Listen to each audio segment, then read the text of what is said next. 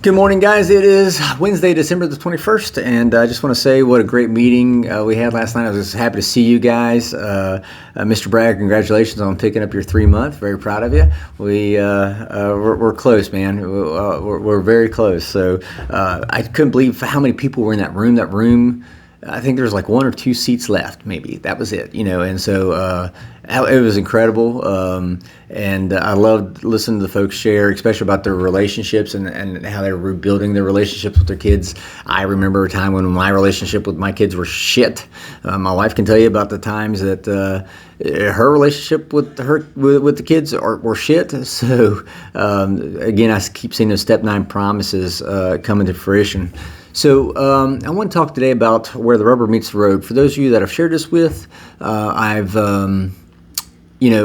shared how my second day of sobriety, July the 7th of 2021, my second day, God woke me up and said, I'm going to remove all your bullshit excuses because I want to see how serious you are about this whole getting sober thing. Because I'd lied to God so many times, right? I lied to everybody whenever I was drinking. And so he removed all my excuses. And sure enough, a few days later, David ended up going on the IL. My son went on the injured list for baseball. It means he couldn't touch baseball for 4 or 5 months, which means that I had a lot of time on my hands during that period, which, again, all this coincided, coincidence, I don't think so, but it all coincided with the time whenever I decided to stop drinking. I think day 3 actually was whenever he got diagnosed.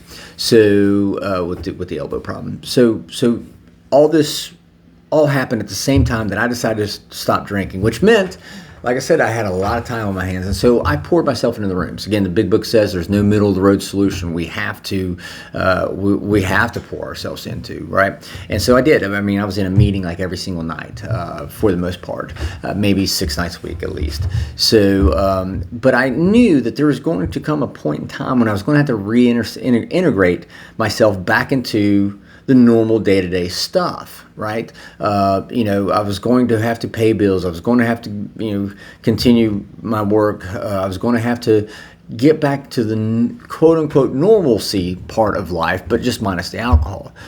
So God had really given me a very narrow window. He gave me that 4 or 5 month period or 6 month period, however long it was, to where I just poured myself in room after room after room, because I knew I had to get it done then, because I wasn't going to be able to do it once baseball season rolled around, once David came off the IL, once we started traveling, once I started really working, additional hours and things like that. I knew I had that very narrow window of opportunity. God had opened up, and I needed to be precise and shoot in there. So, and I used to always say whenever I was in the rooms around this time, this is, I'm coming in and I'm learning as much as I possibly can, because then I need to see how well I learned it. And I'm going to see how well I learned it whenever I get back out and I start applying it. Again, the folks that shared last night, they were talking about that when they go back home, how well are they going to be able to apply it? And I used to always say that's where the rubber meets the road.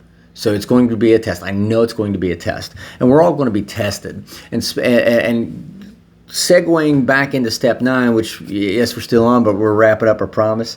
Step 9 is the first time since step 5 that we actually interact and take action with another human being for our alcoholism. Save step 5.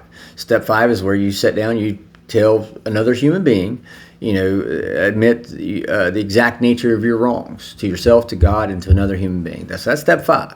But otherwise, step 9 is the first step where we take action with another human being. And I find it interesting that, specifically those people that we take action with in step 9 are probably people that we had on our resentment list that we ended up offending in some way, shape, or form that caused us to resent that person.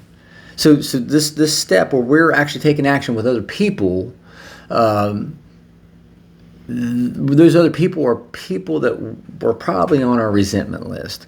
And, so what happens when we approach somebody that was on our resentment list and now we're approaching them going, hey, we made a mistake. It pains me, it grieves me. Remember, we don't apologize. You don't want to apologize because we've burned that word up too much, right? So I wronged you and I need to make it right. That's usually how I would always try to approach it. And so what happens when we approach it? Do they flip out and they start cussing us out? Do we flip out? What happens? And I keep going back to we can't control what other people do. We can only control what we do. Right. Last night I even mentioned again, emotions are normal. It's what we do with those emotions that get us into the hot water, right? So we don't want to react to our emotions. What we want to do is allow God to respond to our emotions. So again, I used to say that when you reacted to a circumstance controlled you. But when you responded to the circumstance, you controlled it. Well, anything I control, I fuck up. No doubt about it, right?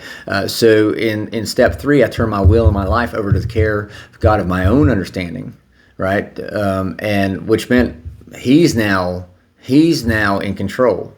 So instead of me trying to control the situation, instead of me trying to control the emotion, I allow God to control that emotion, that situation. And so instead of reacting to my emotions, I allow God to respond to my emotions. And that has really helped me. And we're going to be challenged. We're going to be faced with circumstances, once we do go back out and try to reintegrate ourselves back into some sense of normalcy.